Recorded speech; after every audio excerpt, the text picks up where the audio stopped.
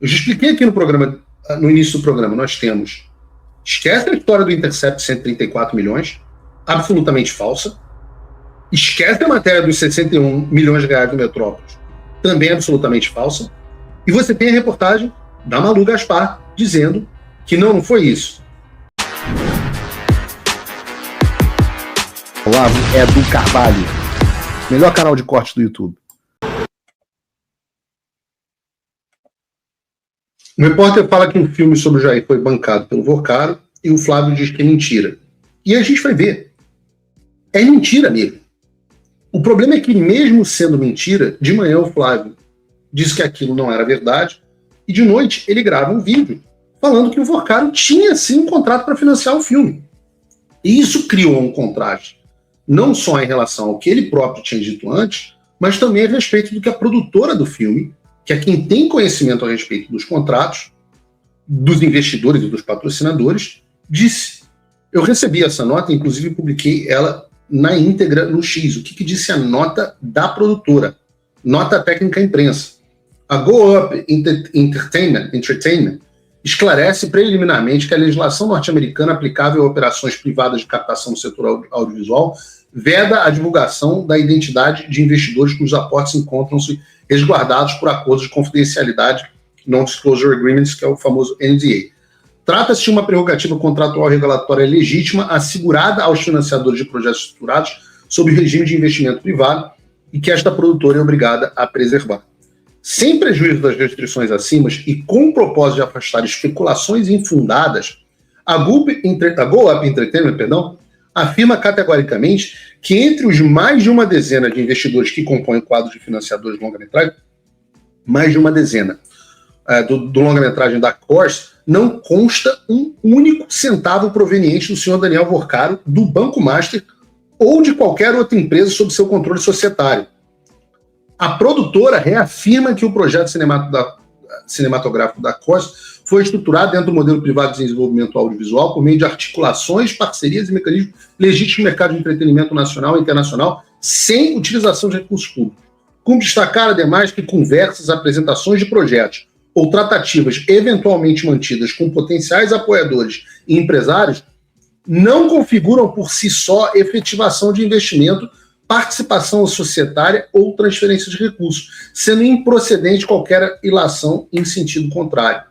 A Go Up Entertainment repudia, portanto, tentativas de associação indevida entre a produção cinematográfica e fatos externos de provido de comprovação documental, financeira ou contratual. A produtora permanece à disposição das autoridades, da imprensa, para esclarecimentos cabíveis, reafirmando seu compromisso com a transparência, a legalidade, a integralidade das suas operações, blá, blá, blá.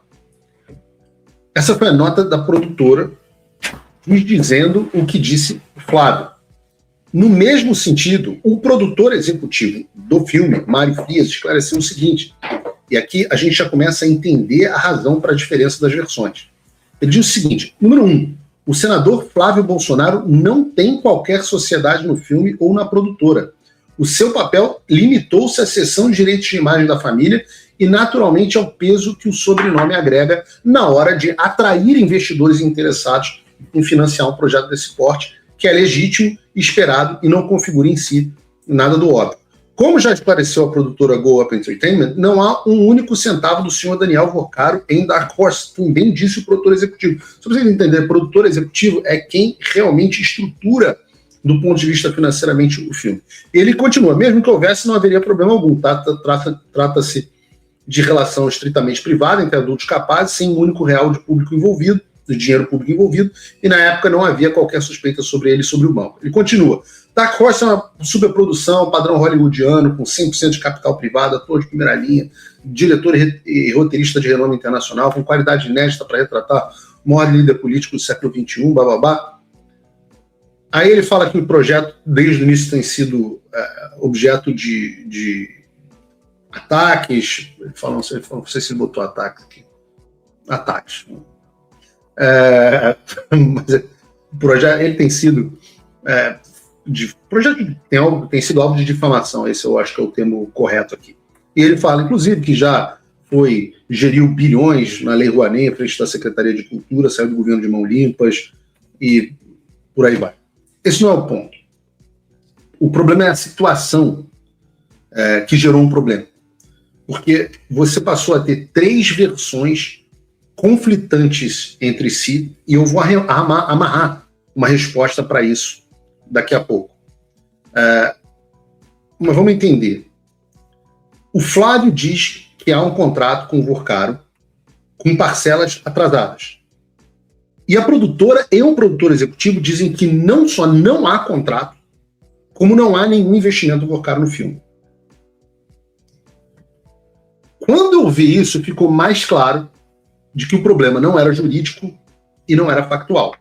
Era um problema de comunicação, com consequências político-eleitorais. Porque, de fato, não tem recebimento do dinheiro do Vorcaro. O Flávio Bolsonaro, de fato, não tem nenhum papel societário ou de interesse de contrapartida pessoal no filme. E não tem nenhum diálogo ou referência de pagamento pessoal de qualquer tipo do Vorcaro para o Flávio. E a pergunta que você deve estar me fazendo, você pode estar me fazendo 2 perguntas. A primeira delas é, se o contrato não existe, se não houve pagamento ao Vorcaro, por que o Flávio disse que existe? Eu diria que a pista para isso está logo no início da nota do Mário Frias, onde ele afirma que o Flávio não tem nenhuma relação societária com o filme. Por isso, o Flávio, obviamente, é uma pessoa importante para arrecadar fundos, como diz também a nota da produtora, mas ele nunca tratou dos detalhes operacionais do filme. Então, na prática, ele não sabe quem são as empresas que efetivaram os investimentos no filme. Ele sabia que o Vorcaro estava ajudando a levantar recursos para o filme. E parece ter achado que o próprio Vorcaro tivesse colocado o dinheiro. E como é que ele reagiu? Por que ele achou isso? Achou por base nas matérias de jornais que saíram ontem, dizendo que o Vorcaro tinha colocado o dinheiro. Repare, a impressão que eu tenho é que o Flávio reagiu baseado em informações dos jornais, sem saber se de fato o Vorcaro ou alguma empresa do Vorcaro tinha colocado dinheiro no filme. E até hoje, a gente não tem nenhuma das matérias do jornal mostram de fato uma empresa de propriedade do Vorcaro dando qualquer centavo.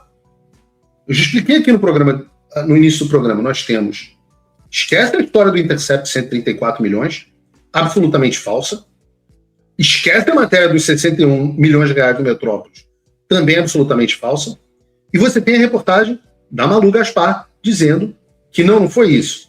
Uma empresa, o Banco Master doou dinheiro para uma empresa, que aparentemente é uma empresa de participações e tem outros projetos, e esta outra empresa investiu no filme. Ah, mas Paulo, o Vorcaro estava fazendo pressão para as pessoas fazerem o pagamento. Tudo certo. Isso não significa que tenha dinheiro do Vorcaro.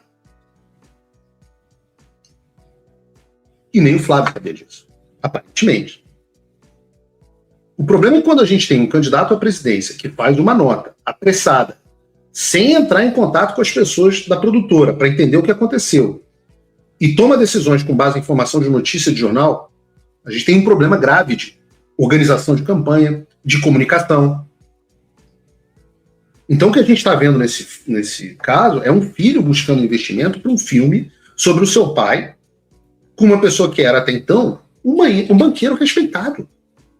Um banqueiro respeitado que, inclusive, tinha financiado filme de Temer. Hoje, inclusive, admitiram que tinha financiado o filme de Temer. Tinha financiado o filme do Lula. Essas bostas que ninguém vê. A gente está falando do Dark Horse, que é um projeto que, financeiramente, se eu fosse uma pessoa de muitas posses, cara, o plano de negócio é um plano bom. É um filme que vai dar dinheiro. Algumas pessoas estão, meu Deus, o filme vai custar 100 e poucos milhões de reais. Né?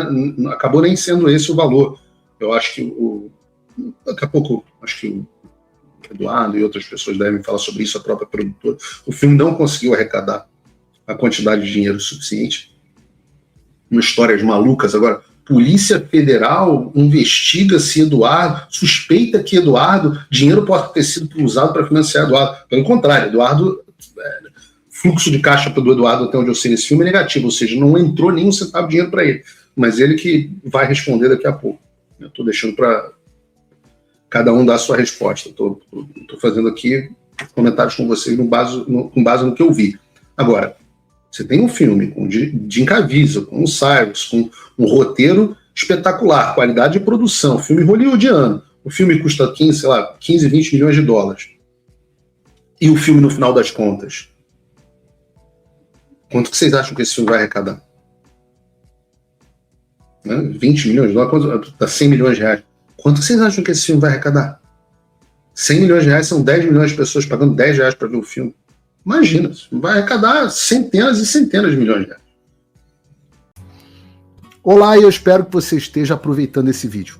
O canal Olavo do Carvalho foi criado por apoiadores do jornalismo independente, dedicados a garantir que a minha voz e a de outros não sejam silenciadas. E eles fazem um ótimo trabalho.